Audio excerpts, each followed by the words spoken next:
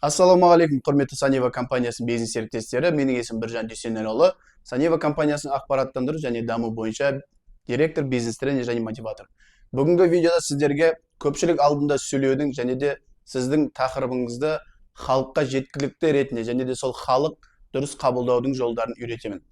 Әуелгіде сіз айтатын мәтініңіздің тақырыбын айтып өтуіңіз керек. Яғни бір-екі сөйлеммен. Бұл не туралы айтылатын. Екіншіден, оның мазмұны болу керек. Үшіншіден, қорытындысы болу керек. Төртіншіден, оның түйіні болу керек. Яғни, сіз сахнаға шыққан кезде адамдардың алдында сөйлеу мәнеріне мән беру керек. Себебі сіз бірнеше адамға сөйлеген ол бір бөлек, үлкен залға сөйлеген ол бір бөлек. Менің тәжірибемде, жалпы өзімнің сахнада сөйлеген кезде қолданатын мынадай әдістерім бар.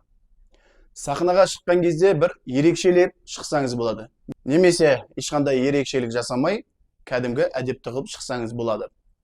Екіншіден, залмен байланыстау үшін сіз жалпылама залға сұрақ қою арқылы бұл залда отырған әрбір адам сізге маңызды екенін көз жеткізуіңіз керек. Егер де сіз мәтініңізді ұмытып, айту барысында қобалжу болатын болса, залда отырғандардың ішінде сізге, яғни жақын адам сол кісіге қараған кезде сіздің қобалжуыңыз тоқтайтындай сон адамға қарасаңыз болады.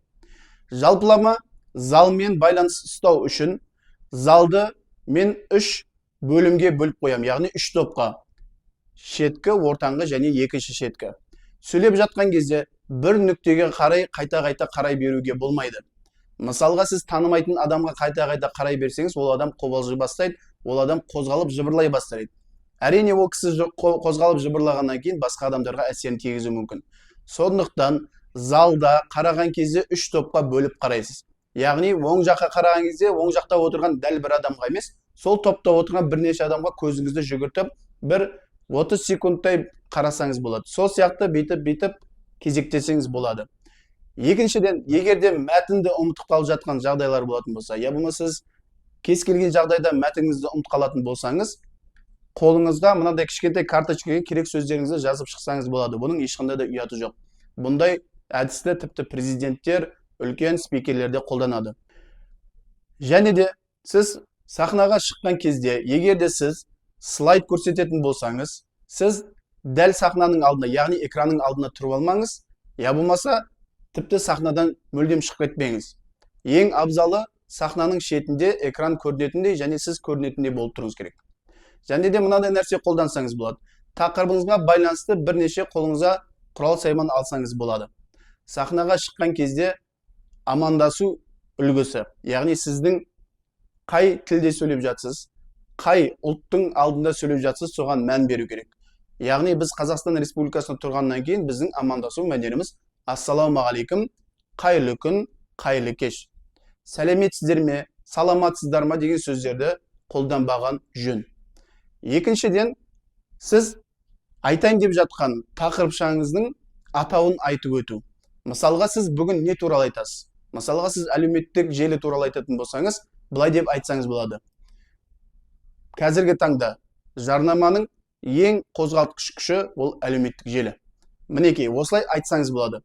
Себебі залда отырған адамдар бүгін не туралы айтылатын сізге дайын болады. Одан кейін екінші бөлімде сіз бұл тақырыптың негізгі мазмұнын айтасыз. Яғни көп сөйлеудің қажеті жоқ. Оған 5-7 минут өте қажетті, жеткілікті. Одан кейін сіз қорытынды болу керек міндетті түрде. Қорытындылайсыз және де халыққа түйінді жеткізесіз. Сөйлеу мәнеріне келетін болсаңыз, сіздің айтып жатқан әрбір сөйлеміңіздің әрбір сөзіне керекті деңгейде интонация, эмоция керек. Яғни сіз бір өзіңіздің тарихыңызды айтатын кезде, бір өміріңізден өткен, яғни қиын кезеңдерді айтатын болсаңыз, оны міндетті түрде сіз қуанып тұрып айтпайсыз ғой.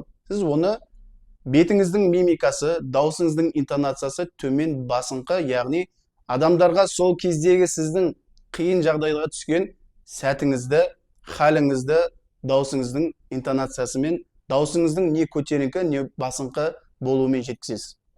Екінші сәтте сіз қуанышты, керемет жаңалықты, я болмаса керемет сәттерді айтатын болсаңыз, Әлбетте, сіз даусыңызды көтеріңкі, қуанышты эмоцияңыз көтеріңкі болу керек. Мысалға айтатын болсақ, мен бұл компанияға денсаулығым нашарлаған кезде келдім. Аяғымды тіпті баса алмай.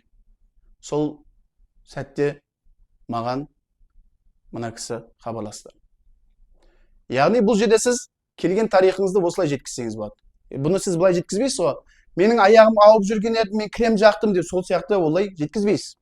Содан кейін қуанышты интонация қоссаңыз болады. Яғни өнімді пайдаланғаннан кейін, я болмаса мен осы уақытқа дейін қаржымды ешқайда жеткізе алмайтын. Азық-түлік алайын десем, азық-түлікке ақша жетпейді. Оның үстіне кредиттер толып кеткен. Осы сәтте маған Біржан мырза хабарласты. Деген кезде осыны интонация қолдансаңыз да болады. Енді ары қарай сол сәттен кейін сіздің өміріңіз қалай өзгерген? Мінекей, Санева компаниясына тіркелгеннен кейін мен бүкіл қаржылық мәселемді шештім. Қазіргі таңда мен қалағанды өзім ала аламын. Шетелге саяхатқа шыға аламын. Отбасыма, жақындарыма көмектесем. Неткен керемет бұл. Яғни осындай эмоциялар жеткізу арқылы, залдың эмоциясын ойнау арқылы, яғни бұл жерде ойнау дегенде адамның эмоциясын көтеріңкі төмен жасау арқылы сіз динамиканы ұстап тұрасыз. Себебі залға біркелкі бір тонмен қайырлы күн, құрметті достар, мен осындай деп айтатын болсаңыз, бұл монотонный дауыспен сіз залды ұйықтатып тастайсыз. Ал залды динамикада ұстау үшін әрине эмоцияны келтіру керек. Және де ешқашанда сахнада тұрған кезде залға, яғни кері қарап тұрмаңыз. Міндетті түрде залмен байланыс ұстау үшін көз байланыс болу керек. Мінекей осындай әдістерді қолдансаңыз болады. Тағы да қандай әдістер қолдануға болатынын келесі видеоларда сізге жеткізетін боламын.